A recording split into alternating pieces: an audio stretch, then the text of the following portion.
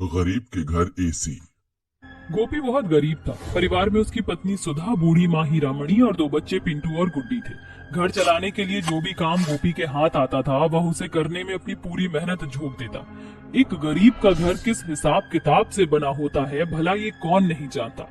गोपी का घर कुछ कच्चे ईंटों से घिरा हुआ था, जिस पर टीन की छत थी। दोपहर की चिलचिलाती धूप से पूरी जमीन तवे की तरह तप रही थी, जिसे देख गोपी पसीने से तर होकर घर आता है।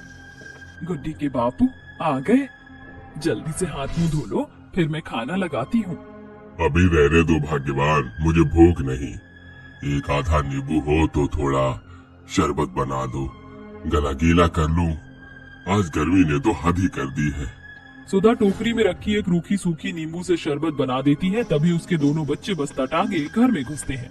उनका स्कूल ड्रेस पूरी तरह पसीने में भीगा हुआ था। माँ जल्दी से पंखा चला दो ना, गर्मी लग रही है। हाँ लो, चल गया पंखा। पंखे को धीरे धीरे चलता देखकर चिंटू गर्मी से चिढ़कर कहता है, माँ देखो ना, ये पंखा कितना धीरे चल रहा है। क्या हमारे पास इतने भी पैसे नहीं कि एक नया पंखा खरीद सके? आपको पता है मेरे दोस्त सोनू के घर पर एसी लगा हुआ है, उसमें से बहुत ठंडी ठंडी हवा आती है।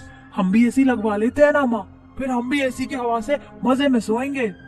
चिंटू की एसी खरीदने की बात पर सुधा और गोपी एक दूसरे की तरफ देखने लगते हैं, क्योंकि वह जिस गरीबी में दिन काट रहे थे उसमें मुश्किल से दाल रोटी चल रही थी। हर माँ की तरह सुधा भी अपने बच्चों की हर छोटी बड़ी ख्वाहिश को पूरा करना चाहती थी, मगर घर में घिरी गरीबी हमेशा उनके हाथ बांध देते थे। मगर जब कभी ऐसे हालात खड़े होते हैं तो उनकी दादी हीरामणि अपने पोते पोतियों को समझा बुझा दिया करती। चिंटू बेटा, तू तो देख रहा है ना कि हम कितने गरीब हैं। तेरे पिताजी के पास इतने पैसे नहीं कि वह एसी खरीद सके। वो हर रोज जो 4 पैसे कमाते हैं वो खाने पीने में खर्च हो जाते हैं। मगर अगर तू मन लगा कर पढ़ेगा तो कल को जब तू बड़ा अफसर बनेगा तो तू अच्छा खासा पैसा कमाएगा, फिर एसी खरीद लेंगे। चिंटू अपनी दादी हीरामणि की बातों को सोचकर भावुक हो उठता है, जिसके साथ उसकी आंखों में आंसू भर आते हैं और वह गंभीर स्वर में बोलता है, दादी आप ठीक कहती हो, अब मैं खूब मन लगा कर पढ़ूंगा। फिर जब मैं बड़ा अफसर बन जाऊंगा तो सबसे पहले घर में एसी लगवाऊंगा। ऐसे ही दिन बीतते हैं, जिसके साथ और भी ज्यादा गर्मी पड़ने लगती है। ऐसे में टीन की छत से उठता भभका उनका जीना मुहाल कर रखता है। सभी खा पी कर जैसे ही सोने की तैयारी करते हैं तभी पंखा फूक जाता है। अरे गोपी बचवा, ये पंखा काहे बंद हो गया? अरे लगता है पंखा खराब हो गया। तो क्या आज रात हमें गर्मी में ही सोना पड़ेगा पिताजी? नहीं बेटा, मैं देखता हूँ। कहाँ तो दोनों बच्चे एसी की जिद लिए बैठे थे, ऐसे में पंखा भी खराब पड़ गया। काफी देर तक गोपी पंखा ठीक करने की कोशिश करता है, मगर गोपी की सारी मेहनत पर पानी फिर जाता है और उस रात उस गरीब परिवार को बेहिसाब गर्मी में ही सोना पड़ता है। और सुबह तक सभी का शरीर घुमावरियों से भर जाता है। दोनों बच्चे खूब रोने लगते हैं। पिताजी कुछ कीजिए, हमें बहुत ज्यादा गर्मी लग रही है।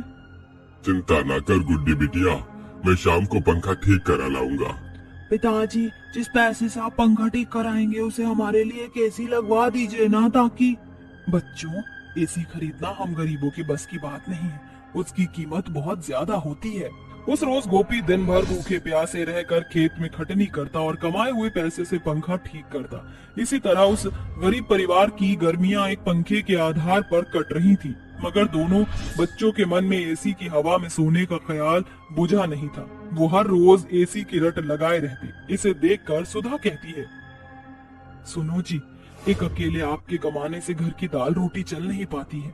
मैं सोच रही थी घर के काम के बाद मैं सारा दिन खाली रहती हूँ, क्यों ना मैं भी कोई काम कर लूं? ये तुम कैसी बातें कर रही हो भाग्यवान? मेरे होते हुए तुम काम करो, ये मेरे लिए मर मिटने जैसा है। अजी कब तक हम गरीबी के कारण अपने बच्चों का मन मारते रहेंगे? साथ मिलकर कमाएंगे तो बच्ची की छोटी बड़ी ख्वाहिश तो टूटेगी नहीं। गोपी सुधा की इस बात पर सहमत हो जाता है, जिसके बाद दोनों साथ मिलकर काम करने लगते हैं। जहाँ गोपी कभी भट्टी पर ईंट पर ढोता तो कभी फसल की कटनी करता, तो कभी कुछ वहीं सुधा भी एक अमीर घर में बर्तन चौका करने लगती है। बड़ी बात यह है कि उसकी मालकिन मौली एक भले मन की औरत है। प्रेम खाना लगा दिया है, चलिए खा लीजिए, सब कुछ आपके पसंद का बनाया है। इतने बड़े घर में मौली अकेली रहती थी। उसके चेहरे पर मायूसी छाई रहती थी, जो परिवार की कमी थी। अजीब है, कहाँ तो एक अकेले अमीर के पास सब कुछ होते हुए उनका मन चिंता में घुला रहता है, और कहाँ गरीब का घर छोटी छोटी विलासिता के वस्तु के लिए तरसता रह जाता है। सुधा का हाथ पाकर मौली उसे अपने परिवार का हिस्सा मानने लगी। एक दिन की बात है।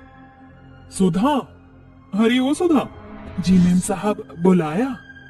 हाँ, वो कमरे में जाला लग गया है, जरा जाकर साफ तो कर दो, और हाँ, पहले कुछ खा लियो। जी मेम साहब। सुधा कमरे में आकर सफाई करती है। मौली के घर में हॉल से लेकर सभी कमरे में एसी लगा हुआ था, जिससे उठ रही ठंडी हवा पूरे कमरे में घुल मिल रही थी। उस रोज पहली बार गरीब सुधा को एसी की हवा का एहसास हुआ। अरे वाह, इस एसी की हवा तो एकदम ठंडी है। ऐसा लग ही नहीं रहा कि जेठ का महीना है। जिसके पास अपार पैसा हो उसे हम जैसे गरीबों की तरह गर्मी कहाँ देखनी पड़ती है। ऐसा कहते हुए सुधा की आंखों से आंसू छलक जाते हैं। वहीं दरवाजे पर खड़ी मौली ये सब सुन लेती है। वह संडे की सुबह थी।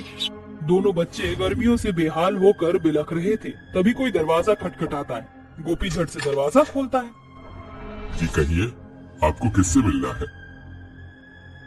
जी सुधा जी यहीं रहती हैं। ये उनका पार्सल आया है। इतना बड़ा पार्सल किसने भेजा है भाई? और इसमें क्या है? जी इसके अंदर एसी है, जिसकी बुकिंग मिसेस मौली के नाम पे है। ये सुनकर सुधा सब समझ जाती है, जिसके बाद वह आदमी अंदर आकर एसी फिट कर देता है। थोड़ी देर में उसकी हवा से पूरा कमरा ठंडा ठंडा हो जाता है, जिससे बच्चों की खुशी का ठिकाना नहीं था। एसी की हवा खाकर दोनों बच्चे खूब खुश हुए। देखो माँ, अब हम भी गरीब नहीं रह गए, हमारे भी घर में एसी है। माँ, पिताजी, इस एसी के लिए बहुत बहुत शुक्रिया। अब हम भी अमीरों की तरह एसी की मस्त मस्त हवा में मजे की नींद सो सकेंगे। उस रोज गोपी और सुधा ने अपने बच्चों को पहली बार इस कदर खुश होते देखा था। उस रोज सुधा जब काम पर आती है तो आंसू से भरकर अपनी मालकिन के पैरों में गिर जाती है। अरे सुधा, ये क्या कर रही हो? मेम साहब, आपने मुझ गरीब के घर एसी भेजकर मेरे बच्चों के मन को खुशियों से भर दिया। वरना हम गरीब जिंदगी भर हड्डियां गलाकर जो कमाते हैं वो परिवार का पेट पालने में ही खत्म हो जाता है, और बच्चों की ख्वाहिश धरी की धरी रह जाती है। सुधा, मेरा अपना कहने को कोई नहीं, मगर तुमसे एक अपनापन सा जुड़ गया है। इसलिए अगर मेरे कुछ पैसे खर्चने से मैं एक गरीब के घर की खुशियां खरीद पाऊं तो इससे मुझे भी खुशी मिलेगी। और मैं जानती हूँ तुम्हारे अंदर खुददारी है, तुम मुझे धीरे धीरे चुका देना। ये कहकर आपने मेरा दिल हल्का कर दिया मेम साहब। किसी ने कहाँ सोचा था कि गरीब सुधा अपने अच्छे व्यवहार से अपनी अमीर मालकिन का मन जीत लेगी, जिसके फलस्वरूप आज उस गरीब के घर में भी एसी है। इंसान चाहे अमीर हो या गरीब ही क्यों ना हो, ऐशो आराम से जीने की ख्वाहिश सभी के मन में होती है।